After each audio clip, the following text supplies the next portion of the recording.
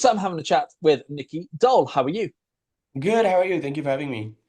Too bad. Thanks so much, and pleasure is all mine. Now, we've been playing a single of yours called How Do I Look? Tell us a bit about the single, first of all. So How Do I Look is the first single of my EP, Apollo Artemis. It's a song that I've always sang when I was a kid, called Flawless by The Ones, that later on George Michael also sampled. And I always wanted to have that piece of history in my own project for like the future generation. So this song is an anthem to self-love and not giving a fuck in a world that is a little too twisted in my own taste.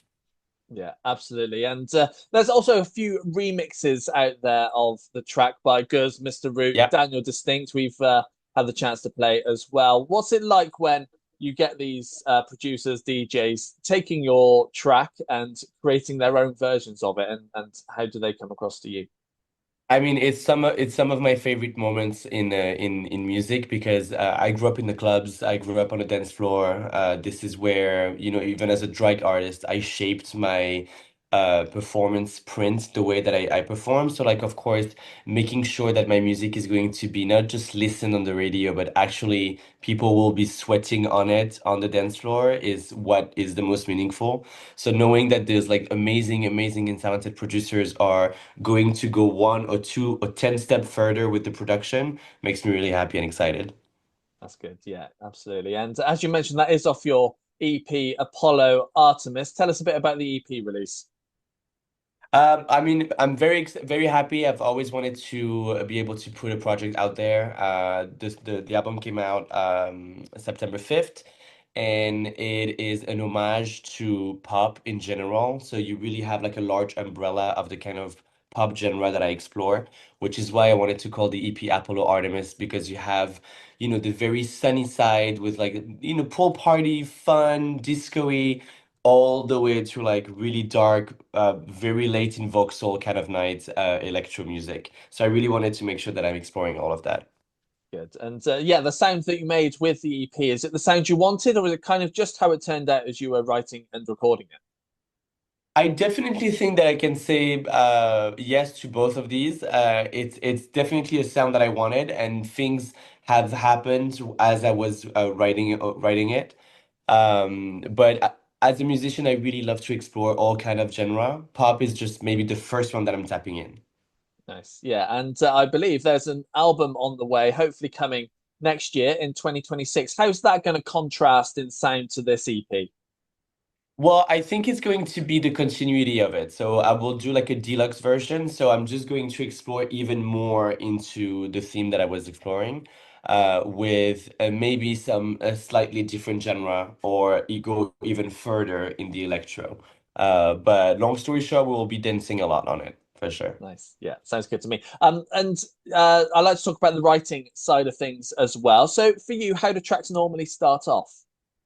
So great question. Some people will be like maybe playing with an instrument and start finding a top line. I usually like to go in the studio with the producer, come up with the beginning of a track, and once I have the beat, this is when I'm going to be starting to jam and write lyrics, try to find top lines.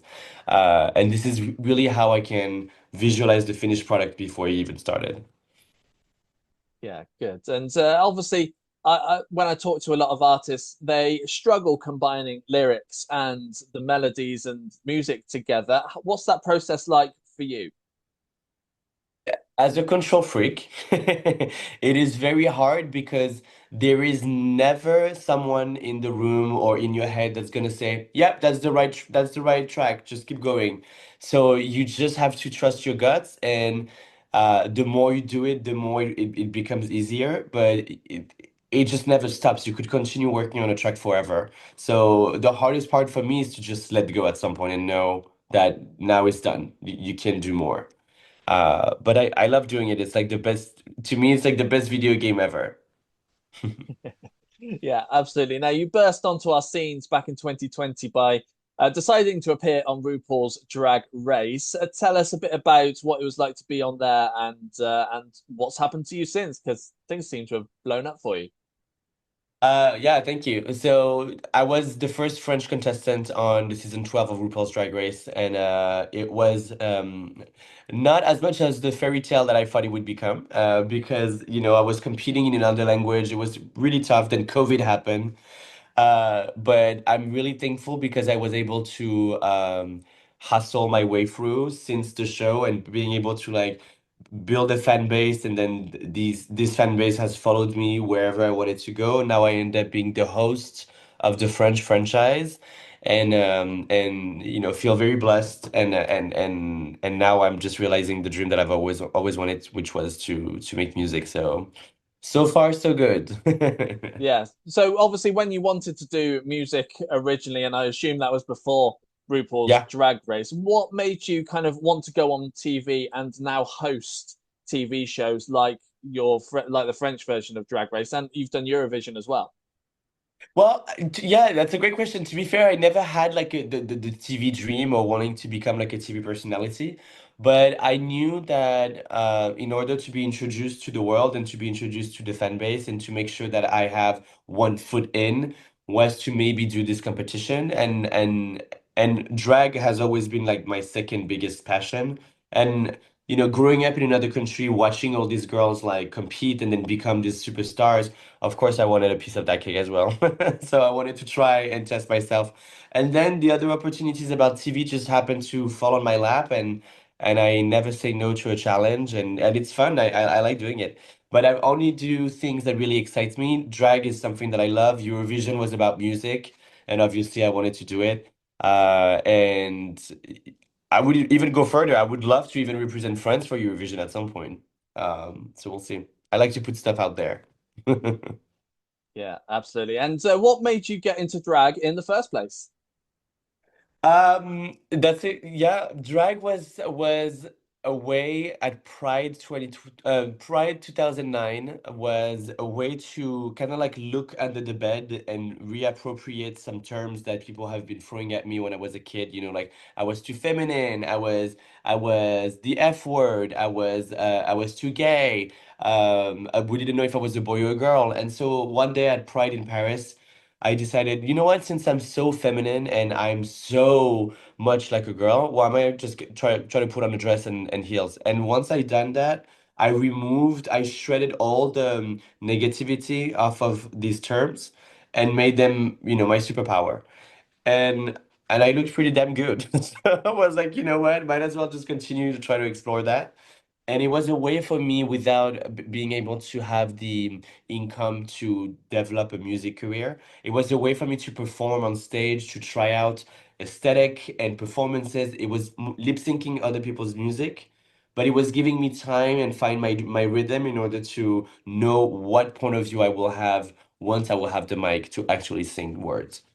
Yeah, yeah, absolutely. And we're both part of the LGBTQ community. Now that you're in the music world and the public domain, do you feel a responsibility to represent the community? Absolutely. I mean, I think that this, mostly as a drag performer, I think that this is always our number one priority and badge of honor is to be able to represent the best of our abilities, a community that is very often targeted. Um, another pressure that I have is as a queer artist, you really just have no other choice to be excellent at what you're doing.